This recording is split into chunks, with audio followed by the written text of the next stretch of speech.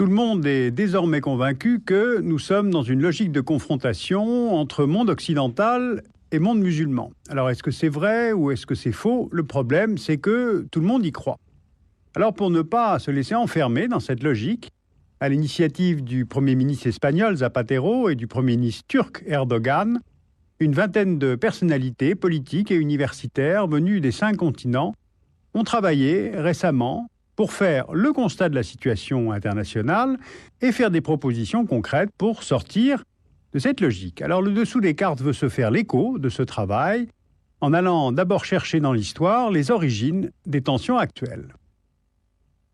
Après avoir connu pendant près de 40 ans la bipolarité Est-Ouest, après en être sorti, voilà qu'une autre se fabrique sous nos yeux autour d'une soi-disant opposition entre Occident et Islam.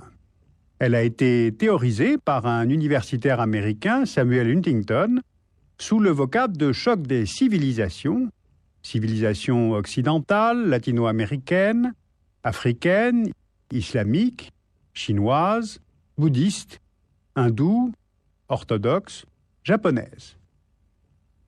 Et c'est sur la base de ce classement simplifié, et qui d'ailleurs fait la confusion entre notion de civilisation et de religion, que le sociologue américain s'appuie pour estimer que les germes de conflits à venir ne sont plus idéologiques, mais identitaires et religieux. Et il s'estime bien entendu conforté dans cette thèse par les attentats du 11 septembre 2001. Pour tout conflit naissant, voilà donc les religions convoquées. On parle de croisades, des caricatures de Mahomet dans un journal danois provoquent des morts d'hommes à Karachi. Quelques mots d'un discours du pape sont ressentis comme insultants par la communauté des musulmans. Les dérapages, souvent volontaires, se multiplient. L'islam déboucherait donc mécaniquement sur l'islamisme et l'islamisme sur le terrorisme. Alors à quand faut-il faire remonter ce fossé qui s'élargit entre l'islam et l'Occident?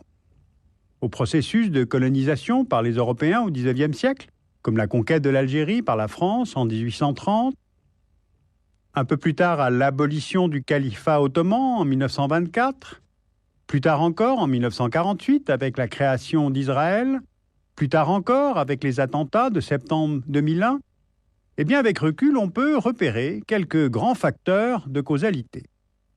D'abord, la Palestine. Voici une carte du plan proposé par les Nations Unies en 1947 pour partager cette terre entre Juifs et Palestiniens. Ce plan est refusé par les États arabes, qui déclenchent immédiatement une guerre contre le jeune État hébreu, et Israël, de son côté, refuse de faire de Jérusalem une ville internationale, alors que la sacralité de la cité est aussi grande pour les Juifs, les chrétiens et les musulmans. Et 60 ans plus tard, toujours pas de partage de la Palestine. Et d'ailleurs, on ne sait plus très bien si le conflit entre Juifs et Palestiniens est d'ordre territorial ou d'ordre religieux. En tout cas, les Israéliens sont perçus dans la région comme les nouveaux colonisateurs, et quoi que fasse le gouvernement de l'État hébreu, sa politique est constamment soutenue par la diplomatie américaine.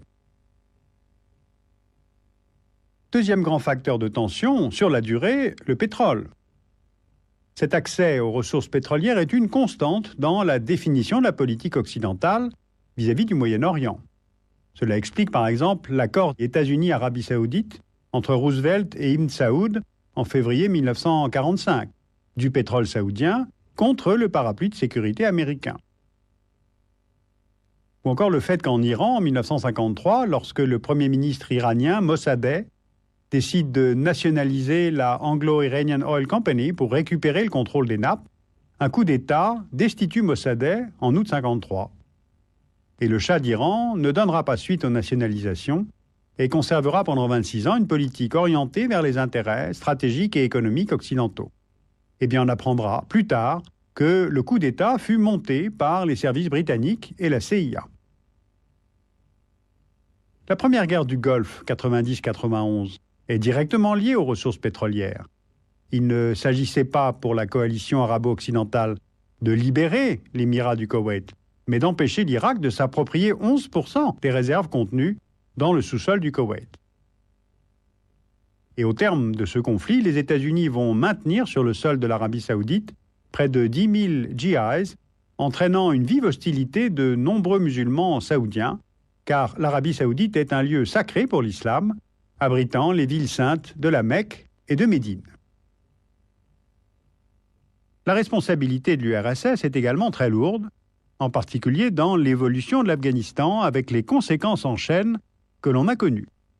Le Parti communiste afghan prend le pouvoir par un coup d'État à Kaboul en 1978, suivi en décembre 1979 par l'intervention militaire de Moscou. Et la résistance afghane, parce qu'elle est anti-soviétique, sert alors les intérêts occidentaux. Elle est soutenue en armes et en conseillée par la CIA, mais dans sa composante la plus radicale, et ce jusqu'au retrait russe de 1989. Or, ce mouvement islamiste va essaimer. De nombreux combattants d'Afghanistan, notamment algériens, égyptiens, saoudiens, lorsqu'ils rentrent dans leur pays d'origine, dans les années 90, font le constat de l'immobilisme de leur société, y importent alors ce modèle de résistance et donnent peu à peu naissance à des mouvements politiques et sociaux se réclamant de l'islam. De là émerge le djihadisme international et le mouvement Al-Qaïda. Finalement, en faisant pendant 40 ans comme une fixation sur la menace soviétique, en conservant pour seule grille de lecture des relations internationales la guerre froide, les États-Unis et ses alliés occidentaux se sont eux-mêmes aveuglés sur les évolutions parallèles, ou plutôt justement les non-évolutions des sociétés civiles et des régimes à parti unique. En Algérie, en Tunisie, en Libye, en Égypte, en Syrie, en Arabie saoudite, en Irak, dans les États du Golfe. Ces régimes, interdisant le multipartisme ou l'expression libre pour leur société civile, en multipliant les facteurs de frustration pour leurs habitants, ont favorisé, eux aussi, la montée des mouvements islamistes. Alors tout cela, c'est pour vous montrer que ces enchaînements sont bien antérieurs à septembre 2001. Et si le terrorisme joue un rôle important, parce que très médiatisé, il est loin d'être le seul facteur de causalité de la tension islam-occident. La matrice du terrorisme d'Al-Qaïda se trouve certes dans le monde musulman, mais elle est aujourd'hui alimentée par les conflits qui perdurent en Afghanistan, en Tchétchénie, dans les territoires palestiniens et bien sûr en Irak. Là, il s'agissait, paraît-il, de lutter contre le terrorisme. Eh bien, le résultat obtenu est exactement inverse. Les États-Unis ont fait augmenter cette menace après avoir menti au monde entier sur les causes de déclenchement du conflit. Alors, ce constat que je résume aujourd'hui n'est pas seulement le mien, c'est l'analyse de ce groupe de personnalités politiques et universitaires internationaux et qui recommande dans un rapport remis aux Nations Unies plusieurs pistes pour sortir de cette logique de conflit. Alors, elles peuvent sembler évidentes, voire banales, mais de toute façon, il faut réagir et commencer par le commencement. Prenons par exemple les livres d'école des jeunes Israéliens et ceux des jeunes Palestiniens. Eh bien, les écoliers palestiniens apprennent qu'Israël n'existe pas, et les écoliers israéliens ne peuvent pas, par ce qu'ils apprennent, avoir la moindre estime ou confiance pour un Palestinien. Alors autant commencer tout de suite un travail de convergence pour rapprocher la vision de l'histoire de chacun, même si c'est une histoire de confrontation. Alors c'est une trop vaste tâche que de corriger les livres d'école? Mais qu'ont fait la France et l'Allemagne peu de temps après 1945?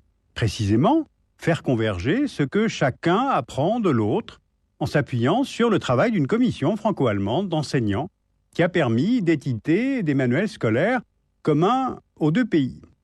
Les programmes d'échange aussi pour les jeunes peuvent être multipliés à l'échelon post-diplôme.